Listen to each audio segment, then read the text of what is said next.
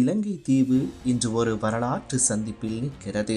76 ஆண்டு காலமாக நாட்டை சீரழித்த ஊழல், குடும்ப அரசியல் மற்றும் வன்முறை கலாசாரம் எனும் சாபத்தில் இருந்து விடுபட அனுரகுமார திசாநாயக்க தலைமையிலான தேசிய மக்கள் சக்தி அரசாங்கம் ஒரு பாரிய அரசியல் சத்திர சிகிச்சையை தொடங்கியுள்ளது. இது வெறும் ஆட்சி மாற்றம் மட்டுமல்ல, பாதாள உலகம், போதைப்பொருள் மாஃபியாக்கள், அதிகார வர்க்க புலனாய்வு பிரிவினர் மற்றும் ஊழல் அரசியல்வாதிகள் என பின்னி பிணைந்துள்ள பாதாள அரசை சிதைப்பதற்கான ஒரு தீர்க்கமான போராகும். இந்த பாதாள அரசு என்பது தேசத்தின் ஆன்மாவை அரிக்கும் ஒரு புற்றுநோய் போன்றது. பல தசாப்தங்களாக சட்டத்திற்கு அப்பால் இயங்கும் இந்த வலைப்பின்னல் அரசியல் அதிகாரத்தை தக்க வைக்க எத்தகைய கொடூரங்களையும் செய்ய துணிந்திருந்தது. குறிப்பாக உயிர்த்த ஞாயிறு தாக்குதல் தொடர்பான தற்போதைய விசாரணைகள் இந்த பாதாள அரசின் குரூர முகத்தை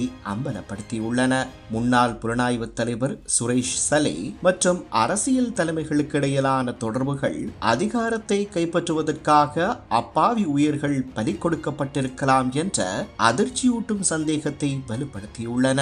ஜனாதிபதி அனுர இந்த பாதாள அமைப்பை முற்றாக அகற்றுவதாக உறுதியளித்துள்ளார். இன்னொரு புறம் பாதாள உலக தலைவர்களுக்கும் உயர்மட்ட அரசியல்வாதிகளுக்கும் இடையிலான கள்ளக்கூட்டு இன்று நீதிமன்ற கூண்டுகளில் அம்பலமாகிக் கொண்டிருக்கிறது. ஹரக்கட்டா எனும் போதைப்பொருள் கடத்தல்காரரை பாதுகாப்பதற்காக முன்னாள் நீதியமைச்சர் விஜயதாச ராஜபக்ஷவின் மகன் மற்றும் ஐக்கிய மக்கள் சக்தியின் ஹொரண அமைப்பாளராக இருந்த சரித் அபேசிங்க உள்ளிட்டோர் 120 மில்லியன் ரூபாய் லஞ்சம் பெற்றதாக கூறப்படும் வழக்கு இந்த ஊழல் வலைப்பின்னல் எவ்வளவு ஆழமாக வேரூன்றியுள்ளது என்பதற்கு சான்றாகும். இலங்கை மக்கள் நீண்ட காலமாக எதிர்பார்த்த அந்த மறுமலர்ச்சி தற்போது ஒரு பலமான அத்திவாரத்தை நோக்கி நகர்கிறது.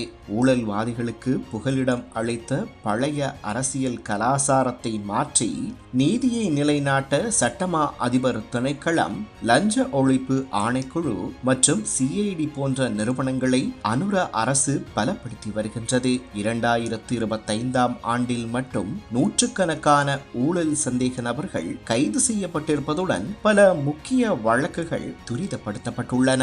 இந்த மோதல் ஒரு கடினமான பயணம். பாதாள அரசின் உறுப்பினர்கள் தங்களை காத்துக்கொள்ள இனவாதத்தையும் தேசியவாதத்தையும் மீண்டும் ஆயுதமாக பயன்படுத்த முயற்சிப்பார்கள்.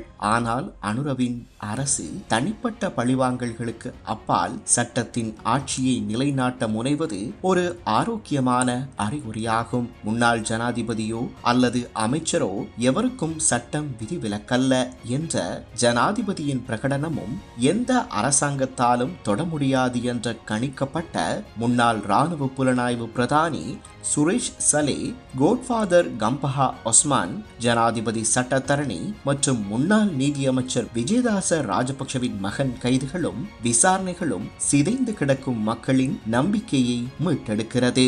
இறுதியாக இது ஒரு தேசத்தின் விடுதலை போராட்டம். 76 வருடங்களாக சூறையாடப்பட்ட ஒரு நாட்டின் வளங்களையும் கரைபடிந்த புலனாய்வு அரசியல் பாதாள உலக கூட்டணியையும் வேரோடு பிடுங்கி எரிந்து ஒரு நிலையான எதிர்காலத்தை கட்டியெழுப்பும் அனுரவின் இந்த போர் வெற்றியடைந்தால் மட்டுமே இலங்கை உண்மையிலேயே சுதந்திர காற்றை சுவாசிக்கும். இந்த மாற்றத்திற்காக பல தசாப்தங்களாக காத்திருந்த கோடிக்கணக்கான மக்களின் உணர்வுகளும் எதிர்பார்ப்புகளுமே இன்று அனுர அரசின் பலமாகும்.